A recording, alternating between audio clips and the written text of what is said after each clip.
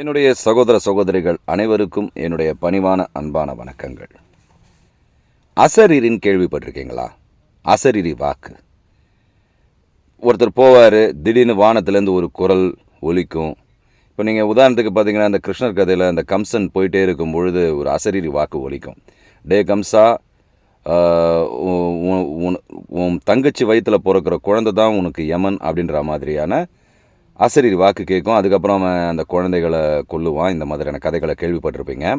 அதுபோல் அசரீரி வாக்குன்றதுல என்னன்றதை நம்ம பார்க்கலாம். அசரீரி சமஸ்கிருதத்தில் சரீரினா உடம்புள்ளவன், அசரீரினா உடம்பில்லாதது அப்படின்னு அர்த்தம்.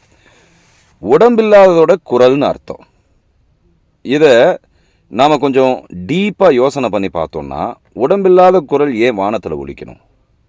ஏன் கதைகளில் இந்த மாதிரி சொல்லப்பட்டிருக்குன்னா, அந்த அந்த அர்த்தத்தில் சொல்லப்படலை. உனக்குள்ள ஒரு குரல் ஒலிக்குதுன்னு சொல்கிறதுக்கு தான் அந்த மாதிரியான விஷயங்கள் கதைகளில் பயன்படுத்தப்பட்டிருக்கு. இப்போது உதாரணத்துக்கு நீ ஒரு தவறான செயலில் ஈடுபடும்போது உங்களுடைய உள்குரல் சொல்லுமா, வேண்டாம் அதில் ஈடுபடாத, அது உன்னை அதல பாதாளத்தில் கொண்டு போய் விடும்னு. ஆனால் நாம் அந்த குரலை கேட்குறதில்ல. காரணம் என்னன்னா, நமக்கு நம்ம செய்ய போகிற செயல் மட்டும்தான் முக்கியமானதாக தெரியுமே தவிர மற்ற குரல்கள்லாம் நமக்கு காதுகளில் விழவே விழாது. அதை பற்றி தான் இன்றைக்கி வீடியோவில் பேச போகிறோம். புதுசாக பார்க்குறவங்க சப்ஸ்கிரைப் பண்ணிக்கோங்க, லைக் பண்ண மறந்துடாதீங்க, உங்களுடைய மேலான கருத்துக்களையும் கமெண்ட்டில் பதிவு பண்ணுங்கள். இப்போது ஒரு ரோடு வழியாக போய்கிட்டு இருக்கோம். ஒருத்தர் பணத்தை தவற விடுறாரு. அந்த பணத்தை தவற விடும்போது நம்ம கண்களால் அதை பார்க்குறோம். ஆனால் நமக்கு கொஞ்சம் பணம் தேவைப்படுது. நம்ம என்ன பண்ணுறோம், அந்த பணத்தை எடுத்துக்கிட்டால் நம்ம பண தேவை தீந்துடும், அவருக்கு கடன் கொடுக்கணும், இல்லைன்னா அது பெரிய பிரச்சனையில் கொண்டு போய் விட்டுரும். அதனால் இந்த பணம் நமக்கு உதவியாக இருக்கும், எடுத்துக்கலான்னு நம்மளுடைய ஒரு மனம் சொல்லும். அதே சமயத்தில் நம்மளோட உள்குரல் என்ன சொல்லுன்னா, வேண்டாம் அந்த பணத்தை எடுக்காத, அது எடுக்கிறதுனால அந்த ஆள் ஒரு வேளை பிரச்சனையில் இருக்கலாம், நாம் அவருடைய பிரச்சனையை தீர்க்க முடியாமல் இந்த பணத்தை எடுத்துக்கிட்டோன்னா நமக்கு பாவம் வந்து சேரும், வேண்டாம் எடுக்காத, இல்லை இதனால் நீ வேறு பிரச்சனையிலையும் மாட்டிக்கலான்னு நம்ம மனம் நம்மளை எச்சரிச்சுக்கிட்டே இருக்கும். அதுதான் அசரீரி வாக்கு. நமக்கு உள்குரல் கேட்டுக்கிட்டே இருக்கும்.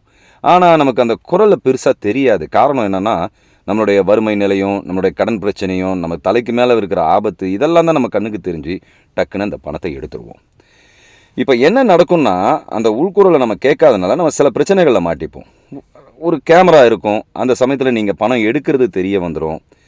சப்போஸ் அந்த ஆள் போய் போலீஸில் கம்ப்ளைண்ட் பண்ணான்னா அந்த கேமராவில் செக் பண்ணும்பொழுது நீங்கள் எடுத்தது தெரிய வந்துடும். நீங்கள் யாருன்னு இன்னாருன்னு விசாரித்து உங்கள் வீட்டுக்கு வந்து உங்களை அரெஸ்ட் கூட பண்ணலாம்.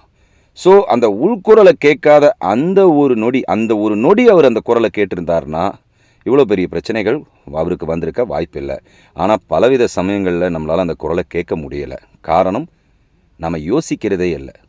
எப்பயுமே ஒரு விஷயத்தை பண்ணும்பொழுது நமக்குள்ளே யோசனை பண்ணி இதை பண்ணலாமா வேண்டாமான்னு நம்ம அந்த குரலை கேட்டு முடிவெடுத்தோன்னா நிறைய விஷயம் நம்ம தேவையில்லாத விஷயங்களை தவிர்க்கலாம். அதுக்கு தான் இயற்கை நமக்கு அந்த குரலை கொடுத்துருக்கு. அதுதான் சாட்சி குரல்னு சொல்லுவோம். சரி, இது ஒரு பக்கம் இருக்கட்டும்.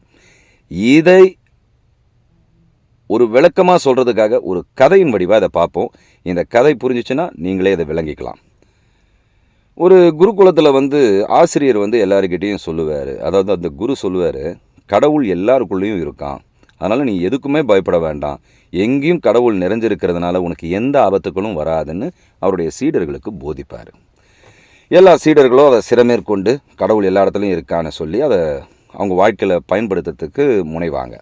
அப்படி இருக்கும்போது ஒருத்தன் மட்டும் ரொம்ப பைத்தியக்காரத்தனமாக, அதாவது பைத்தியக்காரத்தனம்னு சொல்லக்கூடாது, கண்மூடித்தனமாக அவரை நம்புவான். கடவுள் எல்லா இடத்துலையும் இருக்கார், அதனால் எனக்கு எந்த ஆபத்தும் வராது, நான் என் பாதையில் நல்லபடியாக போகலான்னு சொல்லி அவன் முடிவெடுத்து அவன் வாழ்க்கையை நடத்துவான். அப்படி இருக்கும் பொழுது ஒரு நாள் அங்கே ஒரு யானை வரும். யானை மேலே மாவுத்தன் இருப்பான். மாவுத்தன்னா தெரியும், யானையை கட்டுப்படுத்துபவன். திடீர்னு அந்த யானைக்கு மதம் பிடிச்சிரும்.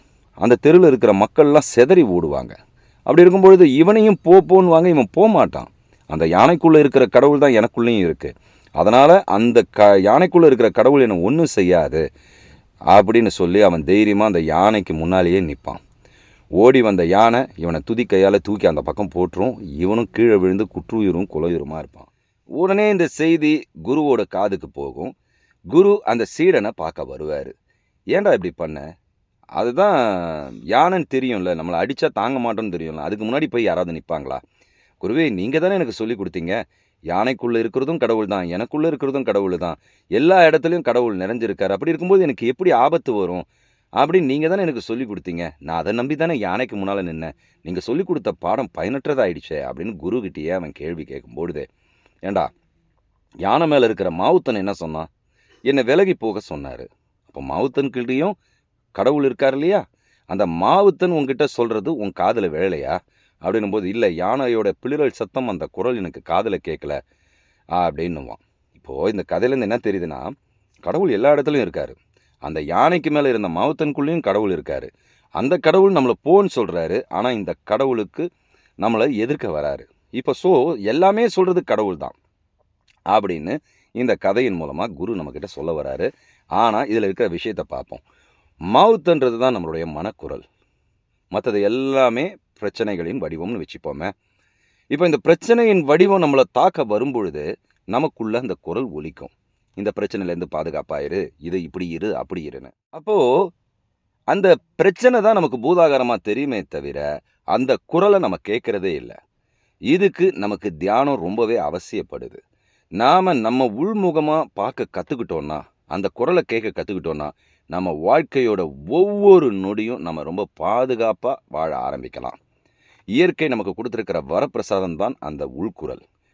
அதனால் அந்த உள்குரலை, அந்த அசரீரி வாக்கை நாம் கேட்கணுன்னா நமக்கு கூர்மையான மனம் தேவை, முழுமையான மனம் தேவை.